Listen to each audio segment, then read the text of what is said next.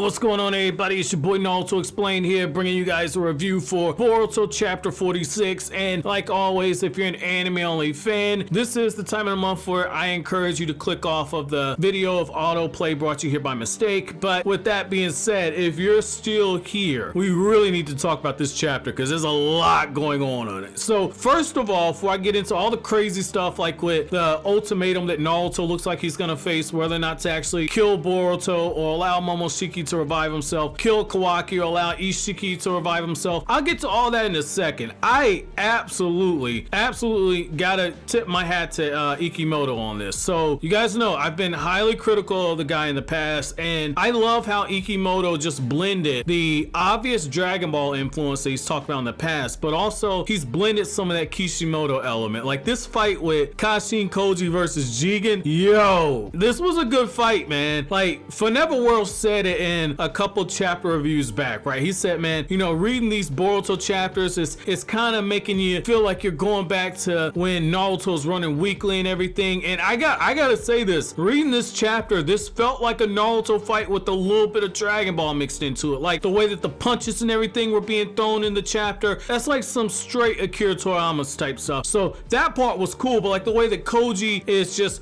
talking to Jigen, getting his guard down for a second, saying like, yeah, my objective is to kill you. Jigen is watching as Kashin Koji saying like, look, the real purpose of a shinobi is to be a tool. Kashin Koji's actually weaving hand signs. Yo, I'll tell you straight up, man, I have not popped in a very long time when it comes to reading Boruto, right? Like they got a huge pop out of me for this because you're seeing the hand signs being weaved. Ask yourself, when was the last time you saw a high-level ninja in the Naruto franchise weaving hand signs? It's been a while. These guys are moving so quickly that they're weaving hand signs like Itachi did in part 1 of Naruto, where you don't even realize that the hand signs have been weaved. They're just whipping out these incredible jutsu. Like this is so awesome to see this. I like how Jigen just bum rushes this dude. He bum rushes him, and Kashin Koji hits him with the Firestar flame bomb jutsu, and Jigen absorbs it. And Jigen's thinking like, okay, I got this guy. And I'm like, okay, he's got this guy, right? Nah, that's not the case, right? In typical shinobi fashion, Kashin Koji launches a few more Firestar attacks. However, when Jigen absorbs these as well, he's thinking, damn, this is a broken record. This isn't the case. Kashin Koji appears behind Jigen. Looks like he transformed into one of the fireballs went behind him, because you see the big poof that happens after the fact. Koji gets behind this dude, and in the split second it takes for Jigen to turn around, Koji's already weaved more hand signs. He's hit Jigen in the back with another fire style jutsu, and it just demolishes Jigen. It puts him on his knees, right? And right when Jigen's like, man, this is such an unpleasant jutsu, that's when you realize not one, but several of those toads have gotten themselves onto Jigen's body. And before Jigen can even react, wait for it, Kashin Koji's weaving hand signs. He's got the hand signs and he's blowing Jigen up. Like this was so cool. This was so cool, man. Like I said, this felt like a Naruto fight. Like go back to Naruto versus Delta. That didn't feel like a Naruto fight. Like if you have not read Masashi Kishimoto's Naruto manga, I really implore that you read it. I know a lot of people watch the anime. Read the manga and get the true feeling of what Masashi Kishimoto was going for, because that was one of the things, like I didn't really voice it too much in my chapter reviews back then for Naruto versus Delta, because I understood that Ikimoto was more influenced by Dragon Ball than actual Naruto. But this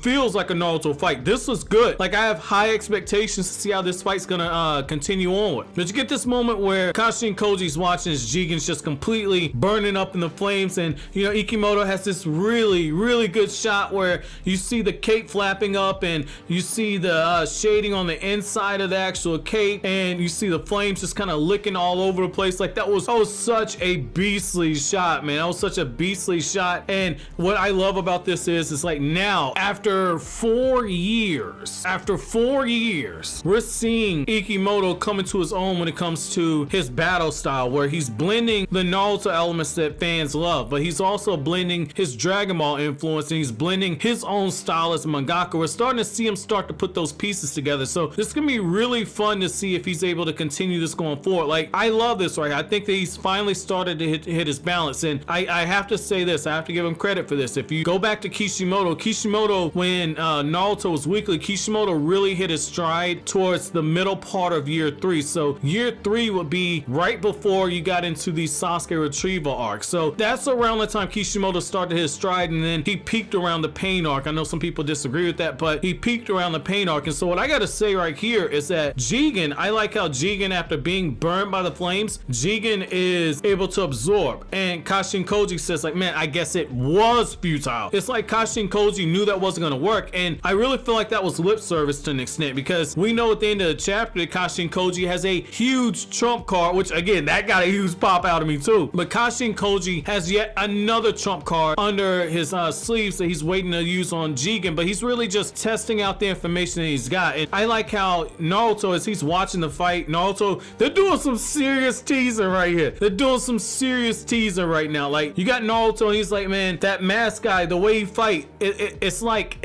and you just see Naruto and he's got the sweat drops on the side of his face, on the top of his eyebrow. This is so cool, man. This is so cool. Like, they're dragging out this whole who is Kashin Koji thing. And if you find out somebody that Naruto met in the past, whatever, I don't care. I don't care at this point, because this is so freaking hype, man. This is so freaking hype. Like, I don't even care, but I like how they're kind of teasing this right here. It's like, oh, Naruto might know who this guy is. That's pretty damn awesome. So I thought that was cool. And then and this, I mean, you see the way that the fights are kind of blending together, right? So you get this moment where Jigen just rushes forward, and that's like straight Akira Toriyama, the way that the lines are being drawn in the background to show emphasis on the speed, the way that the dust's kicking up, and you see on the side like one of the rock pebbles are flying off and everything. I thought that was cool, and I like how you see them kind of going into just locking forearm to forearm, and then you see the taijutsu barrage going on where Jigen swings at this dude. Koji's able to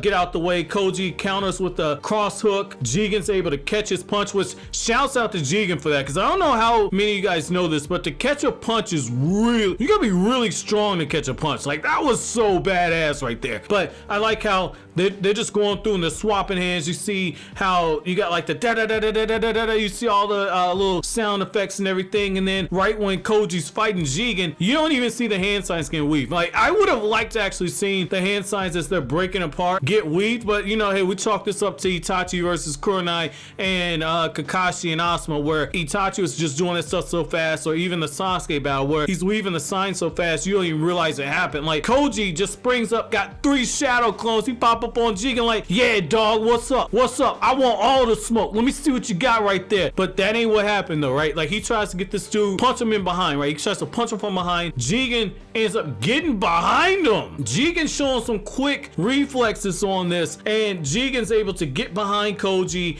and before Koji can even react, right? Before Koji can even react, all of a sudden, that's when things shift once again. So I thought that was cool right there. I thought that was cool how you see Jigen and he's shrinking himself, so he's using some of his abilities, and we get one of the most brutal panels that we've gotten in the Naruto franchise since Obito went off. Like, this is nowhere near the level when Obito went off and killed all those Mist Ninja and you saw like the blood and guts and everything. This ain't on the level of that. But just the fact that you see some blood coming out the Shadow Clone's eyes, and you see how Jigen put those chakra spears into his eyes and looks like into his nose, and it's just going through his skull. That's so awesome. Like, show me more of that dirty right there. Show me more of that dirty. I know Jigen put, you know, several black rods inside of Naruto and Sasuke. Like, I know that, but that's one of those things like, nah, man, I prefer this, because this is one of those things where it just smacks you in the heat of the battle. Like, by the point that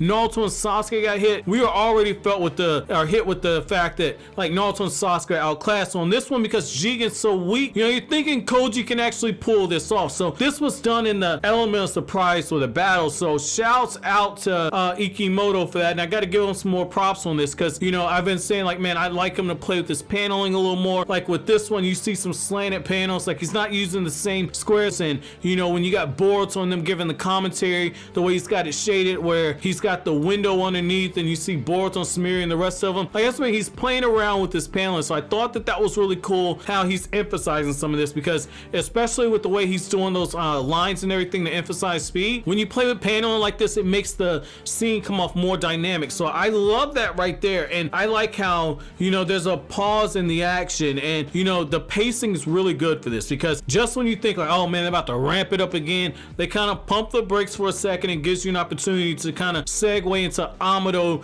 talking with Naruto, Sasuke, and Shikamaru. Because if the fight would have continued at a high pace like this is one of those things where, you know, fans are like, damn, I want to see more of that. So by going in the route that you do, where you have Jigen being called out as Isshiki Otsutsuki by Kashin Koji, and you see them having their staring together, by the time they transition back in that fight again, because you've gotten all the bombshells with Amado, now it feels like, okay, you're starting the second round, when really you're probably starting round 3 or 4, because these guys have engaged in combat all while this is going on in the conversation. So I like that right there. I like that right there, because I say this a lot. Sometimes less is more. Sometimes less is more. Sometimes you really need to get really detailed. And then other times when it comes to a narrative perspective, sometimes it's better to let the imagination of your readers kind of be at work at this point. So I thought that that was really nice. That's a really nice balance right there. And so what I like here is the fact that, you know, Naruto's like, oh, so that's really Isshiki Otsutsuki, and that's when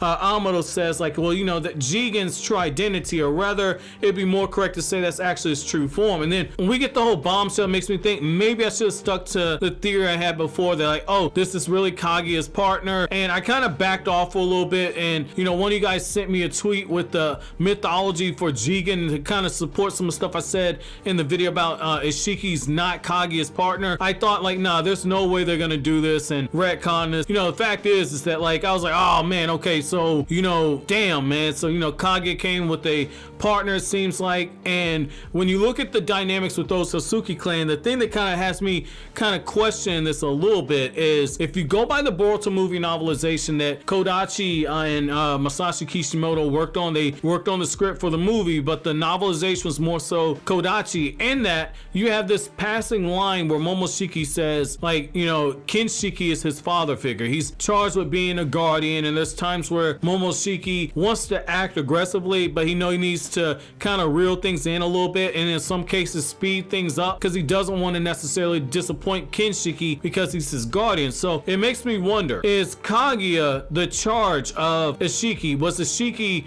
basically the Kinshiki to Momoshiki? That's me really interested to see what their relationship was, because we know that they came to Earth together, and basically Kaguya turned on Isshiki. So my question on this is if this is the case, I know they said that Kaguya caught him off guard. If that's the case, if Kaguya caught this dude off guard, my question is, when did that happen? And the only thing I can think of as far as for when this could have happened is if you go into that filler arc, where I gotta track this down, because I remember King of Lightning saying it back in 2016, and I remember somebody on one of the forums I frequented was able to share a link. But I remember reading that Masashi Kishimoto, one of the directors for those episodes, said that they got some ideas from Kishimoto on that filler arc that dealt with Kaguya and how she came to Earth and everything. And if you recall in that filler arc, you have that one moment where Kaguya is looking at all the uprisings and everything that are going on Earth, and she says that there's something she needs to take care of. That's the only thing I can think of, is that Isshiki came to Earth, saw that, okay,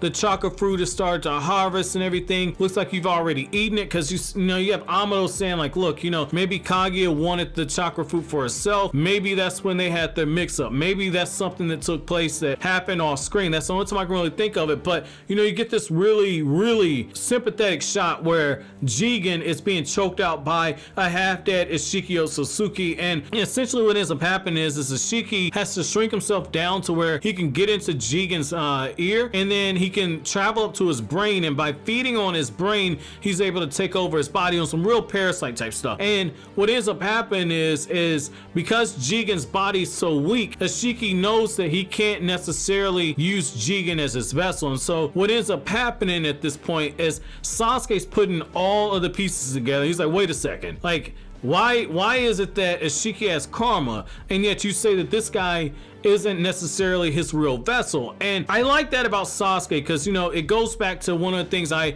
you know, said with the Sasuke Rested novel reviews, where I talked about different scenes happen in the novel. One of the things I said is like a running theme in that novel was that a ninja must learn to see past deception. Even though Amado's given all this information, this is one of those things where Sasuke understands, like, you know, the reliability of the narrator, like I talked about in the last chapter review. Can you believe everything that Amado's saying, or do you think that he's holding back some information? So Sasuke takes that same approach. Sasuke's like, look, I'm not saying that you're lying, but can you explain this? You know, Sasuke's, the wheels are turning at this point, and I like how Amado, you know, Amado shows you like, hey, look, I'm pretty damn smart my damn self. Like, that's cool that you caught on to this, but, you know, I said that I wanted asylum. I know the laws of the Land of Fire. Hokage, I know damn well that you can give me the asylum that I need. I need this in writing. I need this in paperwork before I go any further. And Naruto says, look, I'll give you asylum. We'll get you the paperwork after the fact. And Amado says, okay, that's cool. You want to play like that? Fine. I'll keep telling you the story. But until I get this in writing that I'm going to be protected by Konoha, I'm not taking that bomb off the Shikadai. I'm not going to take it off. After this is done, you're going to put this in writing. I'm going to get my asylum, and then that's that. And you get this moment where Shikamaru tries to grab this dude by the throat because Shikamaru's like, yo,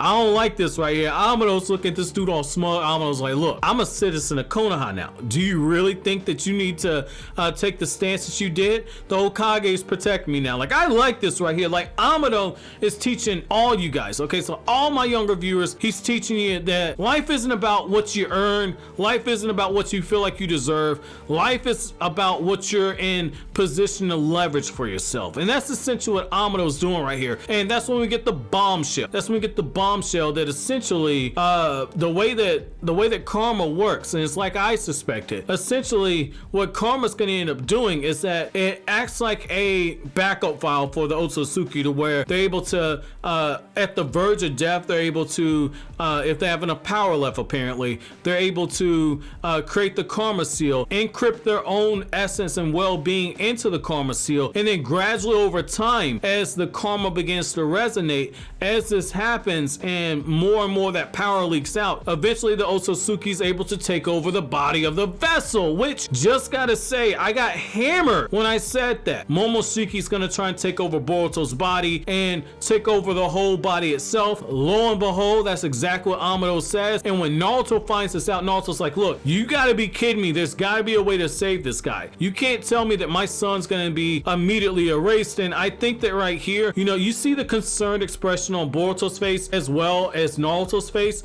But the thing is that when Boruto's saying, I'm gonna become Momoshiki, and you see just the scared expression on his face, which I gotta kind of go a little deeper on this, okay? This is what I tell you guys. If you do not read the novels, there's gonna be some stuff where they're gonna make references, so they're gonna pay homage to different things, and it's not gonna hit you the same. So this is one of those novel moments, okay? So in the Boruto movie-like novel that Kodachi wrote, one of Boruto's biggest fears in that novel, once he actually interacts with Momoshiki, Boruto has a line where he looks at Momoshiki talking about mortality, about eating the chakra pills, acquiring power and everything, and Boruto looks at him and says, that guy and myself, and I'm paraphrasing this line, that guy and myself are exactly the same, and that terrifies Boruto because Momoshiki is everything that Sasuke would not want him to be. It's so symbolic that, like, Boruto, he saw Momoshiki, felt disgusted, but felt ashamed and afraid at the same time when he came up with that line in the novelization for the movie. And now you have this moment where Boruto's like, I'm gonna become Momoshiki. You see the sweat, you see the terror on his face. That is so symbolic, that is so poetic. I love when little small things like this happen. So the thing I will say is that Sasuke shows he's got a cool head. Sasuke has a cool head. So Kawaki's already figured out, like, if that's what's gonna happen to Boruto, then essentially I'm gonna become Isshiki. So he's already put two and two together, but Sasuke is continuing to ask questions. And the thing is I really feel like Sasuke is coming to a realization. That's why he's asking, hey, you know, what happens to karma after a fact? And Amo says it disperses. It makes me think that Sasuke is gonna try and find some way to, and this is gonna sound odd, but essentially try to extract Momoshiki from Boruto's body using some type of sealing jutsu, using something that's connected with the Otsutsuki clan. I think that that's what Sasuke's gonna be going for. I think that's gonna be Sasuke's end game. So it's gonna be very important to see how that kind of goes if Sasuke ends up going into more of those dimensions with Kaguya, trying to find more information, because we do know from the Boruto movie novelization that Sasuke's Rinnegan, it can't completely decipher all the Otsutsuki clan language, but his Rinnegan gives him the ability to look at various languages and look at languages he doesn't actually know, and he's able to decrypt the data and reorganize it in a way to where he's actually able to read it. So this is going to be interesting. It's going to be interesting if Sasuke's Rinnegan is able to get a further evolution. So what's also cool about this is the fact that you get this one moment where Amado says like, look, you know, Sasuke brought up a really good question, but there's a bit of a misunderstanding, and that's when we get the information about Isshiki having to shrink himself down. And what's so interesting about that is that, you know, you get this moment where Naruto realizes like, okay, hold on. So essentially Kawaki's gonna become Jigen's vessel, or excuse me, Kawaki's gonna become Isshiki Otsutsuki's vessel. And what I like about this is the fact that, you know, we see that Ishiki's been playing the long game, and so when you get the transition, it goes all the way back to the fighting. We see that Kashin Koji versus Jigen has progressed to a point now where Isshiki has gone into his Otsutsuki clan transformation, and so when he rushes forward at him, he shrinks himself down and he pops up behind him and he just levels Koji with the kick, knocks him, send him flying through the columns. Again, another callback to Dragon Ball. But what I like about this moment right here is that Koji, you know, when he's going backwards and everything, you know, Koji has already begun the process of his next jutsu, the jutsu hidden behind the jutsu. This is what I love right here. I love how you're getting these moments where the Dragon Ball and the Naruto are coming one in one. I love that right there. And again, just playing with the paneling, like one page, the panels, he's not using squares and rectangles, he's playing around with it a little bit. So I like that right there. I really like that. But I like how, you know, you get this moment where you see the Earth Styles Dark Swamp Jutsu, which, I mean, he's using another jutsu that we're familiar with, so that's pretty cool to see that. But you know, essentially Ishiki's body is kind of swallowed up by this swamp, and Ishiki's like, do you really think this can hold me? And Koji's pretty damn confident right here. He's pretty confident that he's able to slow him down, because all he needs to do is slow him down for the jutsu that's hidden behind the jutsu. And you get this moment where Amado says like, look, you know, we could kill Boruto before Momoshiki takes him over. That's an option. But you know, the other thing too is, you know, it's not too late to save Kawaki. We just have to kill Isshiki. I can tell you how to kill an Otsutsuki, but for Boruto, he's already got that karma. Momoshiki's already dead. I mean, essentially, hey man, we might have to snuff your son out right there. Look like Naruto gonna have to go back in the bedroom and make another baby with Hinata, man. You know, that Shadow Clone gangbang probably or something like that. But you know, what's gonna be interesting about this though is Naruto, his son's in real danger. And so now we gotta see Naruto walk that fine line of being a father and be a Hokage, which again, because of Naruto's character arc in this series, Naruto has struggled with that. So that's gonna be very interesting to kind of see that right there. Now, the other thing I like about this is how, you know, you get this moment where Ishiki's able to, he shrinks himself and then he's able to jump out of the actual Dark Swamp Jutsu. And what ends up happening is he ends up throwing more of those chakra rods, but all of a sudden Kashin Koji back to weaving hand signs. And you get this moment where Koji has a jutsu ceiling formula that was already put at the bottom. And if I'm not mistaken, if you go back to when he's knocked those columns, you see how Koji has his hand down on the ground, and as he's flying backwards, I guarantee you that's when he placed that jutsu ceiling formula right there. Right there. So again, it's the maneuver hidden behind the maneuver. This is some Naruto stuff, man. This is some Naruto stuff, man. Like I so feel like I'm reading Naruto on a weekly basis right now. I cannot explain to you how exciting this is. I cannot explain to you how exciting this is. Like, I remember having to wake up at 5 o'clock in the morning to read the Naruto chapters, because that's when they would come out on Naruto base. Like, I cannot, oh my god, this is so awesome right here. And so you get this moment where Jigen's like, okay, man, he's got jutsu ceiling ritual right there. That's cool, but whatever. He's got flames there. I'll just absorb these two. And then what you end up getting is that the flames are actually burning him. And that's when you find out that Koji actually summoned the flames from another mountain that we're not familiar with. This the flaming mountain. So that's gonna be interesting to kind of see that. But what I like about this moment right here is that, you know, when Amado says like, I'll teach you how to kill an Otsutsuki, it really feels like he's passed on that information to Kashin Koji, and that's something that's is like, yo, you know, is Koji gonna pull it off? Probably not. He's probably not gonna pull that off. And yet at the same time, this does give you an opportunity where now you got hope, because this feels like, even though Koji's clearly at a power disadvantage, advantage. Jigen's just this monster, okay? Jigen, aka Isshiki Otsutsuki, he's a chakra monster. He's got a clear advantage when it comes to power, but when it comes to what matters most, when it comes to being a ninja, when it comes to actually fighting and planning out your moves, Koji is limiting the battlefield. So I like this right here. I really like this little element to it. So my question to you guys, I got two questions. Number one,